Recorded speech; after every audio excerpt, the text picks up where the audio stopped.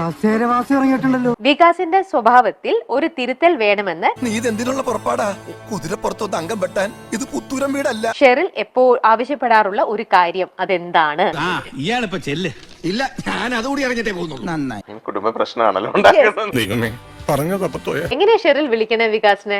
കവി തല്ലു വാങ്ങിയിട്ടേ പോകുന്നാ തോന്നുന്നത്. അങ്ങനെ എന്തെങ്കിലും ഒന്ന് ആലോചിച്ച് നോക്കി, എന്നോട് പറയണ്ട, എഴുതിയാ മതി. ആണോ? ഒരു മിനിറ്റ് ചേച്ചി, വെറൈറ്റി കുറച്ച് ഐറ്റംസ് ഞാൻ കൊണ്ടുവരാം. ഓക്കെ, ഷെറിൽ എന്താണ് നോക്കട്ടെ. Family problems no share with others. എനിക്കത് ഇഷ്ടമുള്ള കാര്യമല്ല. നമ്മുടെ എന്ത് പ്രശ്നമാണേലും അത് നമ്മളിൽ തന്നെ നിർത്തണം.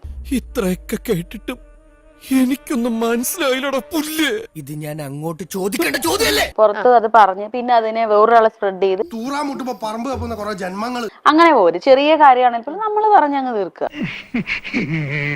വല്ലാത്ത തലവേദന, ഞാനൊന്ന് കിടക്കട്ടെ. അതാണ് എന്റെ ഒരു പോളിസി. ഞാൻ അങ്ങനെയാണ്. വിഷമമുണ്ടോ? വേറെന്താ ഇങ്ങനെ ഇരിക്കുന്നത്? രാവിലെ ഒന്നും കഴിച്ചില്ലേ? പോയി പണി നോക്കാൻ. അങ്ങനെ ആകണമെന്ന്. അങ്ങനെയാണോ അല്ലയോ എന്ന് അറിയില്ല. ഊതിയതല്ലേ, കാറ്റടിച്ചപ്പോ മനസ്സിലായില്ലേ? കേട്ടിട്ട് എന്ത് തോന്നി? അല്ല, ഇത് ഓരോ ഇതല്ലേ. കണ്ണീര് തുടച്ചിട്ട് പറ, കുറച്ചുകൂടി വിശ്വസിക്കാൻ തോന്നുന്നല്ലേ. ഫാമിലി എന്താ പറഞ്ഞോ? നീ എത്ര അഡ്ജസ്റ്റ് ചെയ്താലും ശരിയാവില്ല. നിന്റെ മുഖത്ത് ഇപ്പോഴും ഉണ്ട് ഒരു ചമ്മല്. വല്ല തൊഴിലുറപ്പ് പണിക്ക് പൊക്കൂടാ നിനക്കൊക്കെ. എന്നാ പിന്നെ ഞാൻ ഇറങ്ങട്ടെ. എന്നിട്ട് ഒരുപാട് കാര്യങ്ങൾ ചെയ്തു തീർക്കാനുണ്ട്.